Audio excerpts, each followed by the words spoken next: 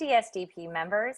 Thank you for joining us for the next episode of Convos Over Coffee, where we get to know DSDP members from a variety of industries, how they're adapting, and what excites them about the future of downtown San Diego. Today, we have the pleasure of chatting with Chanelle Hawken, Vice President, Government and Public Affairs for Cox Communications California.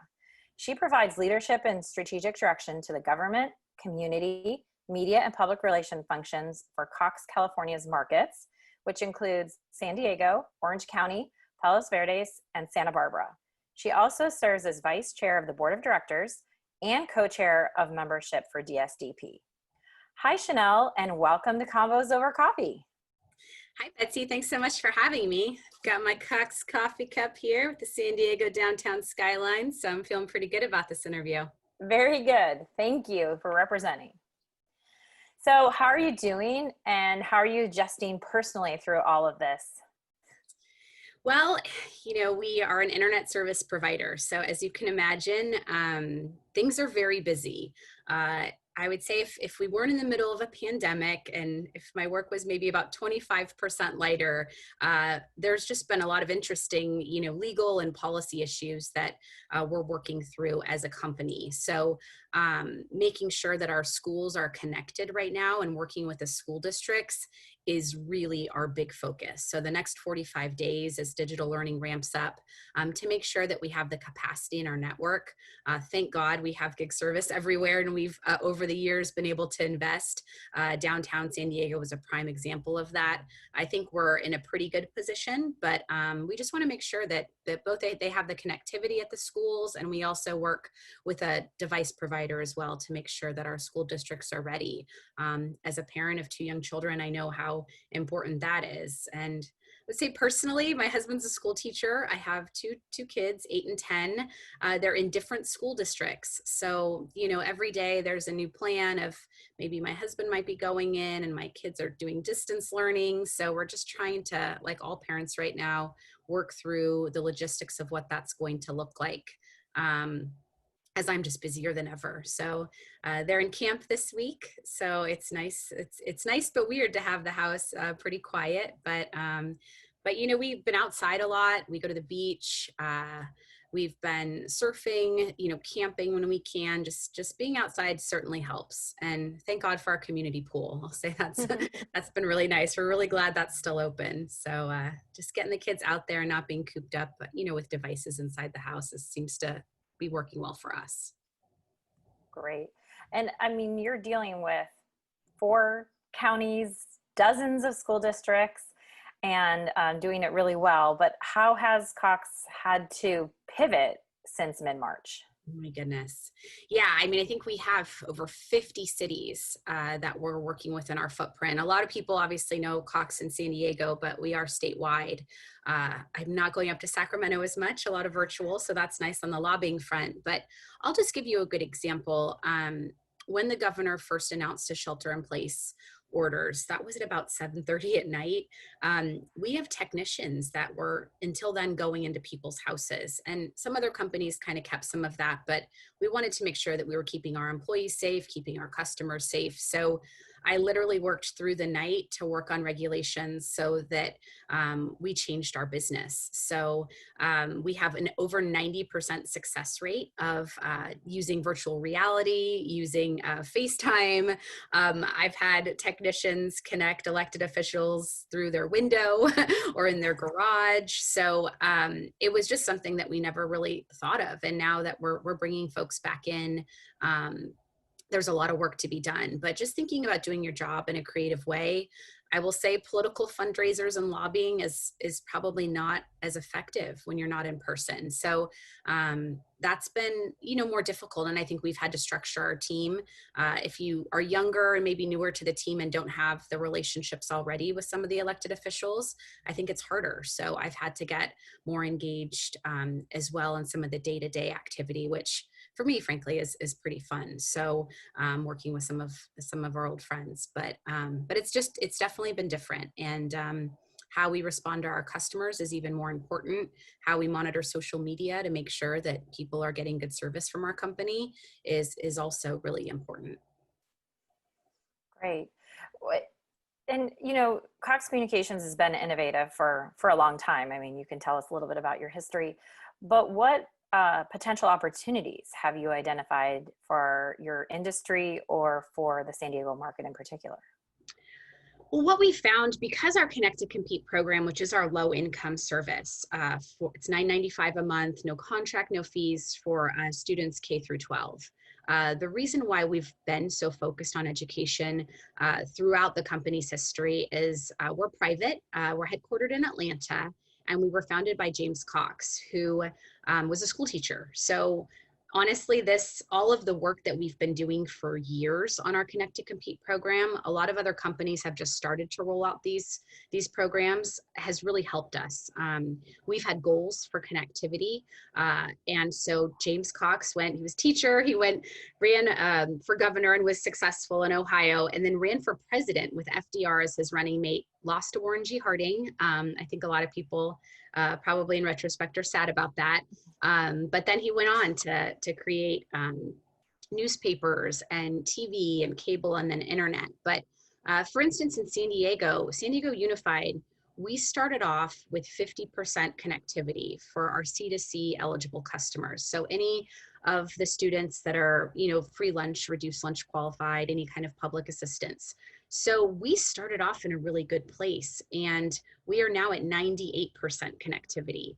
I think LA County, which we only serve a tiny portion of that in Palos Verdes, is at about 42, 48% right now. So we use a lot of different tactics too, and we pivoted really quickly to make sure that students were getting connected and knew about our programs. I have a dedicated person statewide that just works with school districts right now. We gave to the food banks, to San Diego Food Bank, Feeding San Diego, giving them our promotional materials. Any of the schools that had food that they'd give away for breakfast and lunch for students, we'd make sure that we had our materials and resources there as well. So it's been rewarding in that I'm getting to work with the state superintendent, the governor's office, and his business roundtable headed by Tom Steyer and one of the executives at Goldman Sachs, just to see that we can kind of be a model and a best-in-class company that other folks in our industry, competitors and peers, are looking at to just be able to say, okay, this has worked for us, this hasn't worked for us, because we have been doing it the longest and frankly putting the most resources towards it. So it does make you feel good when you work really hard for a long time and see it kind of pay off. Although, we've got some work to do in the next 45 days to make sure that schools are ready. Yeah. Well, thank you for everything that you're doing, because I know that a lot of people are depending on that connectivity, as it looks like most of the state of California will be getting virtual, at least for a while. So where are you finding hope and community as we move forward as a region? I would say San Diego, we're still a small town in some ways, just working, kind of across the state. So I know, my involvement in the partnership has been really fulfilling. I will say some of the work that you guys are doing, the mural program downtown, I think is fantastic. I have the ability to also work with our nonprofit partners. And that's really, for me, shows just how our community is coming together. David's Harp in East Village works with, students that are getting out of juvenile hall, that are at risk, that are homeless. They provide music and videography, sound education for those students. So our $60,000 grant we were able to give them is not only helping them do their traditional programming, but also it's helping them create these cohorts where they can go and do their distance learning. So they had a 90% dropout rate for distance learning last year with the population that they serve. So being able to do that, or work with Oasis, which is a senior center that's transferred all of their programming virtually. Our seniors aren't the most tech savvy. So being able to help them navigate that process has been pretty fantastic. And we've also been working with Oasis with our veterans employee resource group. And we've connected our veterans with their veterans through a one call a day program, because my company's been pretty conservative on what, we can do out in the community. They want to keep people safe.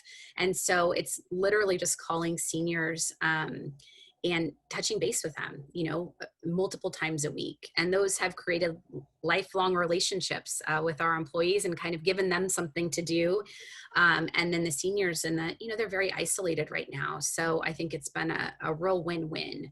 So just trying to think creatively about how we can do the typical community focused things that we would do in person in a virtual way, and succeeding in some ways. It's not the same, but that's made me pretty happy about being in San Diego.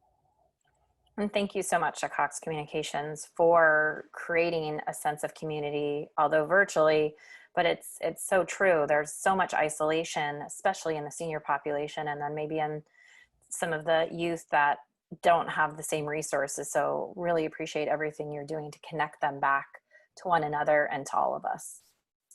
So what are you most looking forward to doing in downtown again? So I was thinking about that. I would really like to go inside a restaurant and have it just kind of be a regular restaurant, right? So I've been I was able to go outside to the Little Italy food hall, and Sam, the cooking guy, has a restaurant there. We used to employ him at Cox when we had a relationship with Channel 4. So I was outside and it was beautiful.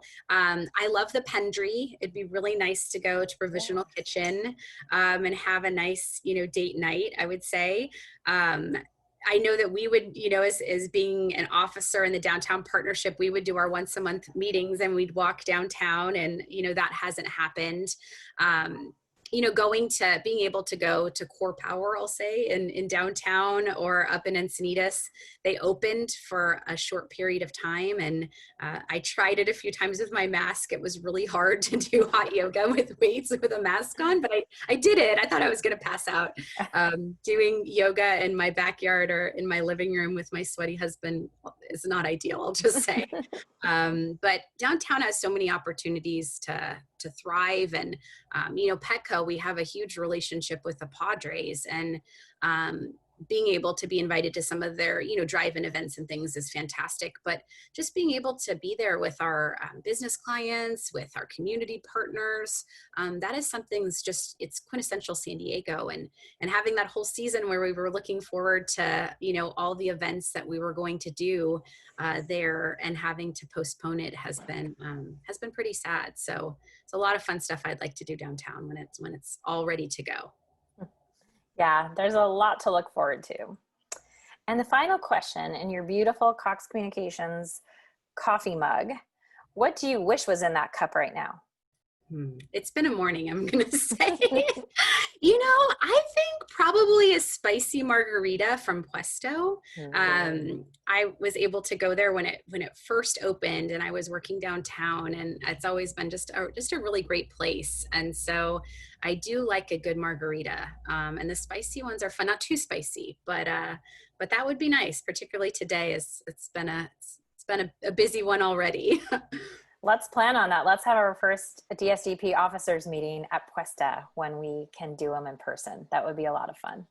Sounds like a great idea. Thank you guys so much for all you do. It's if anybody is listening to this, I will tell you that Downtown Partnership is so engaged with their members and officers and employees right now. It's been really fun.